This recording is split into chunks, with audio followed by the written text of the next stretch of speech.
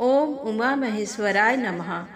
आप सभी का हमारे YouTube चैनल पर हार्दिक स्वागत है। आज सुने शिव महापुराण में आगे की कथा। आज की कथा में आप जानेंगे सृष्टि रचनाक्रम, मैथुनी सृष्टि वर्णन, कश्यप वंश का वर्णन, मनवंतरों की उत्पत्ति। तो आइए कथा को शुरू करते हैं। प्रेम से बोलें शंकर भगवान की जय हो। सूत जी बोले, हे ऋषिगण, सत और असत का परम स्वरूप प्रधान पुरुष परमात्मा ही ब्रह्मा जी के रूप में सृष्टि को उत्पन्न करते हैं। वे ही सृष्टि के रचयिता हैं। विष्णु जी इस सृष्टि का पालन और शंकर जी इसका संहार करते हैं। ब्रह्मा जी ने जब सृष्टि की रचना के बारे में सोचा तो सबसे पहले जल की उत्पत्ति हुई। जल को नरक पुत्र कहा जाता है और जल में नारायण रहते हैं। ब्रह्मा जी ने स्वयं यज्ञ किया और स्वयंभू कहलाए। जल में सर्वप्रथम एक अंडा हुआ जिसके दो भाग हिरण्यगर्भ ने किए।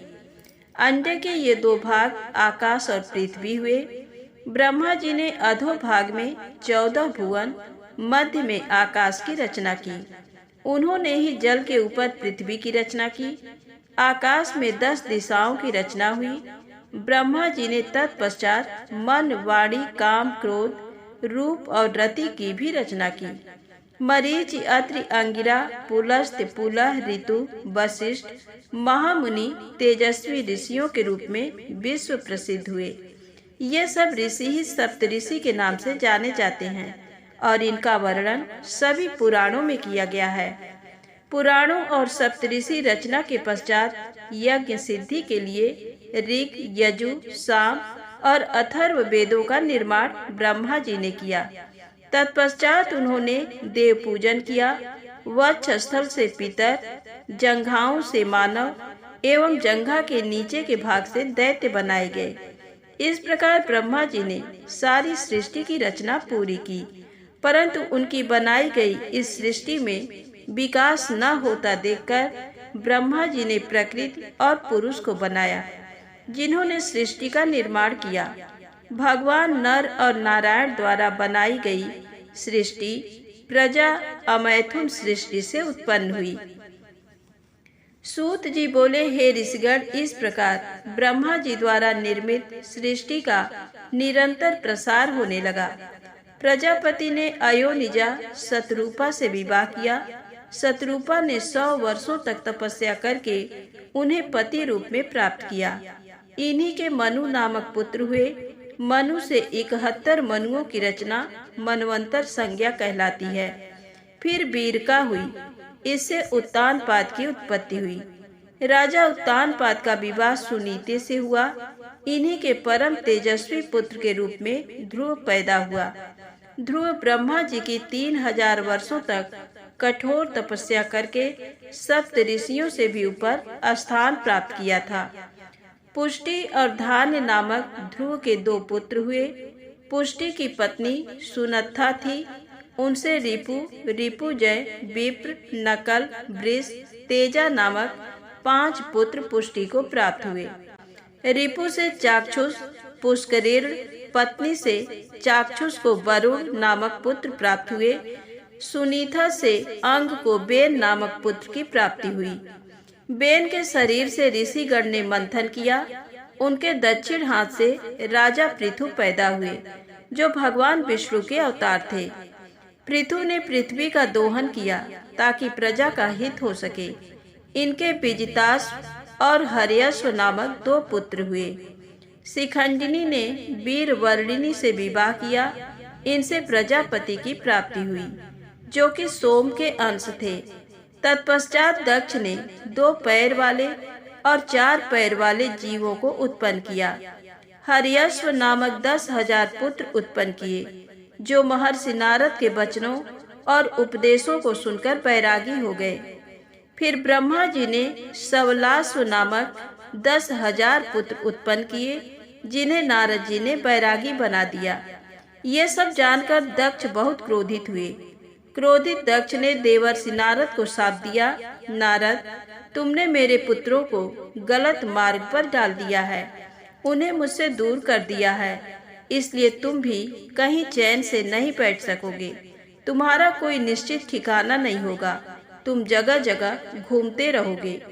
पुत्रों के बाद दक्ष की 13 कन्याएं हुई, जिनका विवाह कश्यप, अंगिरा, कृष्णरश्मि एवं चंद्रमा से हुआ। इस प्रकार अनेकों जीवों का निर्माण करने के पश्चात भी ब्रह्मा जी की सृष्टि का विकास नहीं हुआ। तब उन्होंने मैथुनी सृष्टि का सृजन करने के बारे में सोचा।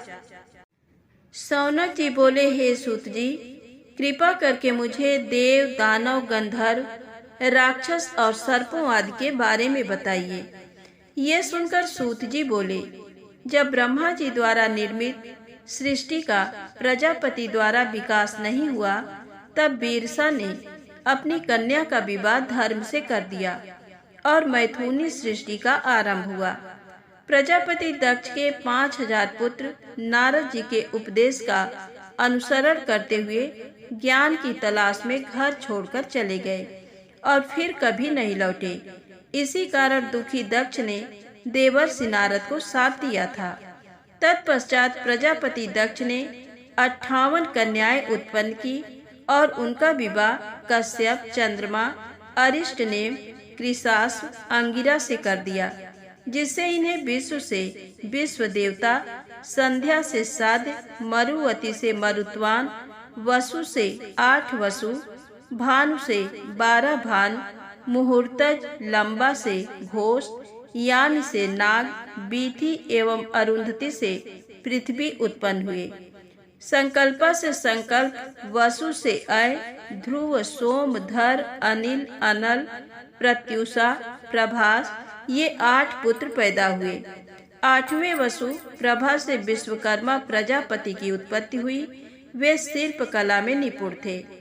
विश्वकर्मा देवताओं के लिए आभूषण, विमान, घर एवं अनेक वस्तुएं उनकी इच्छानुसार बनाया करते थे। इसी कारण विश्वकर्मा देवताओं के शिल्पी कहलाए।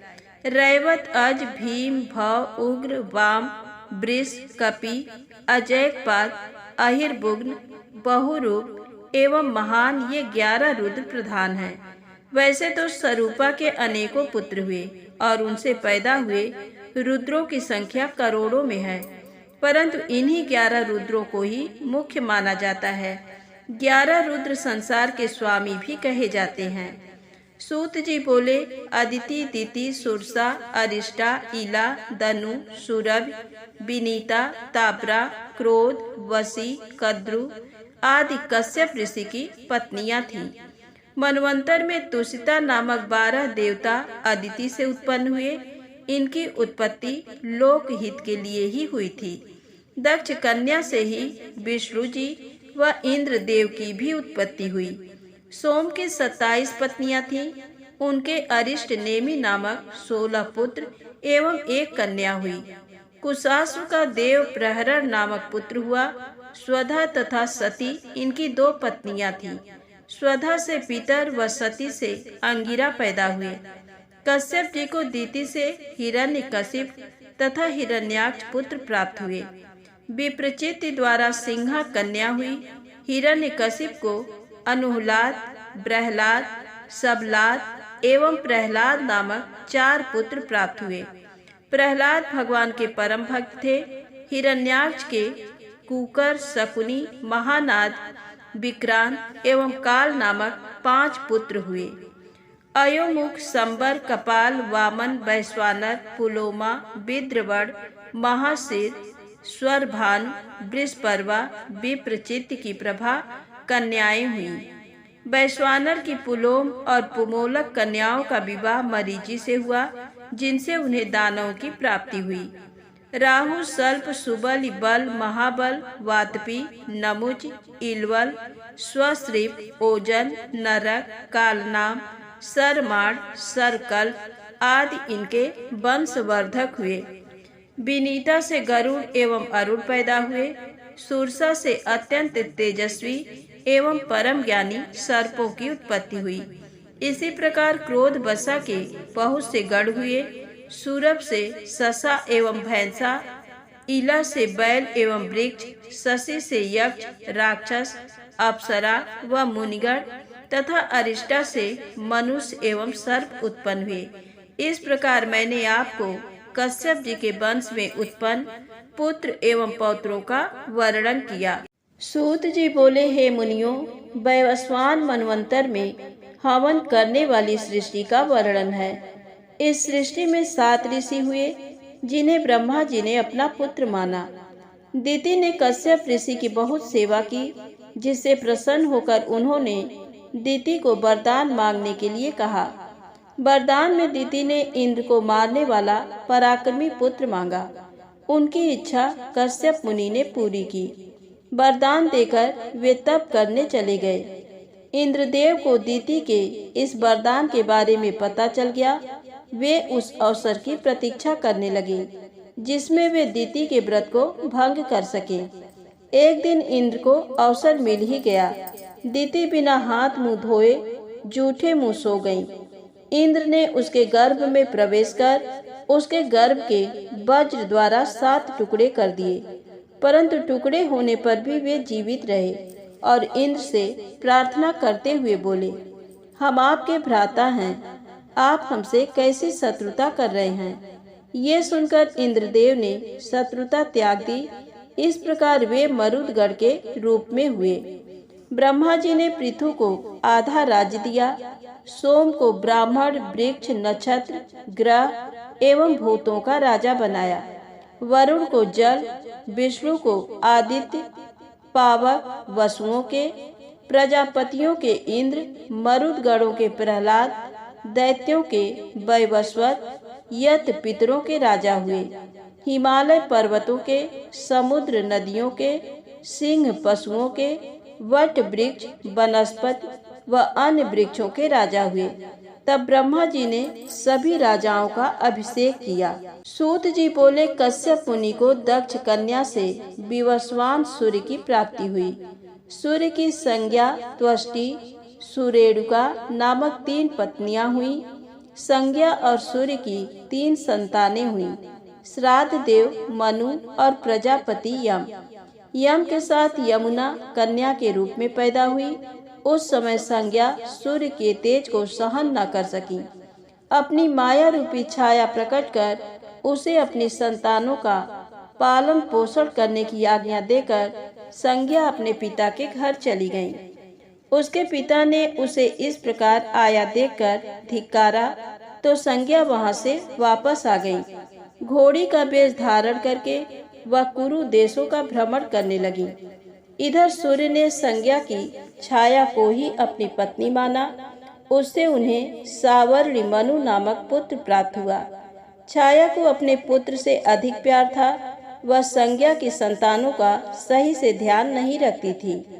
एक दिन यम को किसी बात पर क्रोध आ गया और उसने छाया को लात मार दी। ये देखकर क्रोधित छाया ने यम को शाप दिया कि तुम्हारा पांव जिससे तुमने मुझे मारा वह गिर पड़े। शाप सुनकर यम बहुत चिंतित हुए और उन्होंने सारी बातें जाकर अपने पिता सूर्य को बताई और शाप से बचाने की प्रार्थना की। सूर्यदेव बोले, बेटा, मैं तुम्हारी माता के शाप को असत्य नहीं कर सकता, परंतु उसे कम करने की कोशिश अवश्य करूंगा।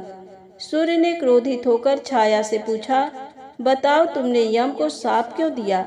क्या कोई माँ अपने पुत्रों से ऐसा व्यवहार कर सकती है? तुम्हारा सबसे छोटे पुत्र से विशेष स्नेह है, अन्य सभी को तुम सदा डांटती रहती हो, ऐसा क्यों?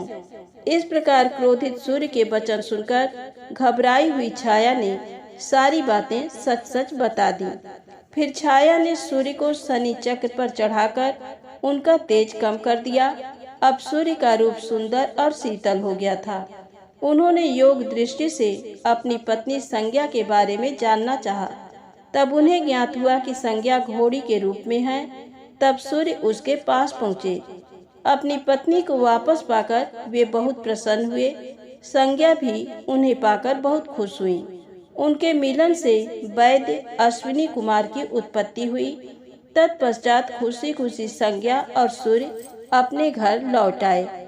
यमराज धर्म पूर्वक प्रज्ञा का पालन करने लगे। और धर्मराज कहलाए।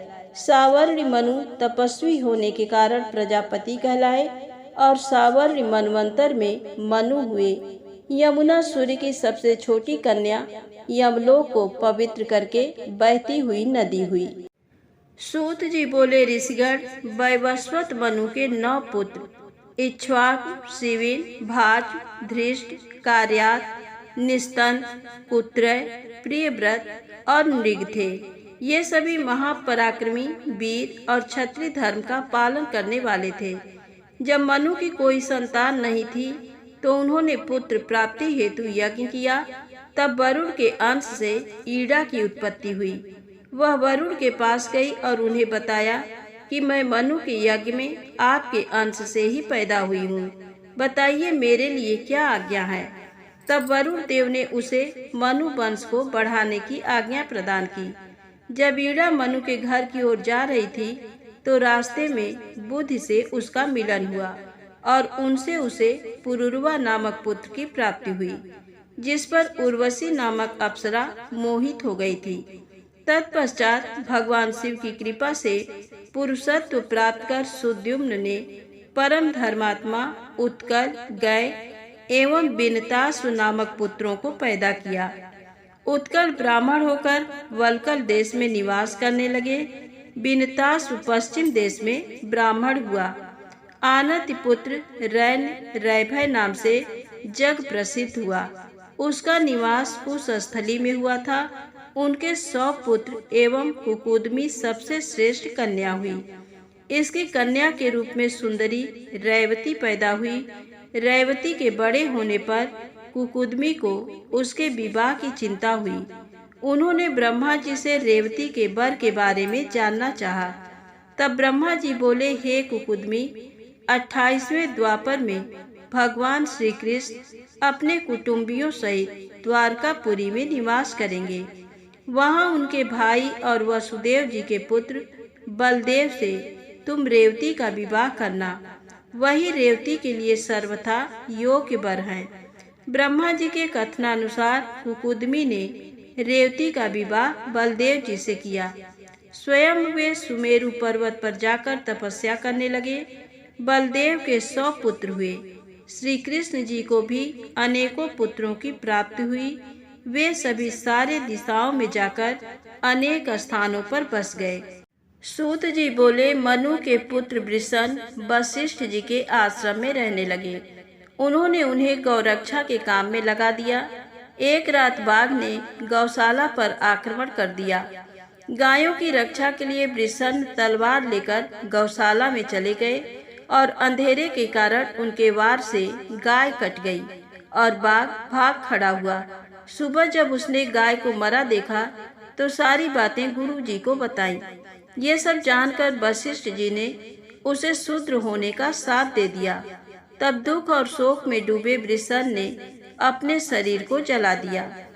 सूत जी बोले, ऋषिगण, मनु जी की नाक से इक्ष्वाकु पैदा हुआ था और उसकी 100 संतानें हुई, जिनमें सबसे बड़ा विकुक्ष अयोध्या का राजा बना। अयोध्य के पुत्र का नाम कुकुत्सा था। अरिनाम उसका पुत्र हुआ। इसी प्रकार अरिनाम के पृथु, पृथु के विश्वराट, विश्वराट के प्रजापति इंद्र, उनके योनास, योनासु के कुवलासु, इंद्र के पुत्र योनासु द्वारा प्रजापति श्राव हुए। उन्होंने श्रावस्तीपुरी बसाई। कुवलासु के 100 पुत्र हुए थे। उन्होंने अपना राज्य पुत्रों को सौंप दिया और स्वयं वन को चले गए। मार्ग में उन्हें उतंक मुनि मिले। मुनि बोले, राजन, मेरे आश्रम के पास ही दुंध नामक दानव रहता है। वह महावीर और पराक्रमी है। उसने उग्र तपस्या आरंभ कर दी है, जिसके बल पर वह तीनों लोगों का विनाश करना चाहता है। आप उसका वध करके इस जगत का कल्याण करें। मुनि की बात सुनकर कुवलाश्व बोले, मुनिराज, मैं तो शस्त्रों को त्याग चुका हूँ, इसलिए आपका ये कार्य मेरा पुत्र करेगा। ये कहकर उन्होंने ये कार्य अपने पुत्र को सौंप दिया। तब उनका पुत्र धुंध को मारने पहुंचा। धुंध ने उनको अपनी ओर आता देखकर उन पर आक्रमण कर दिया।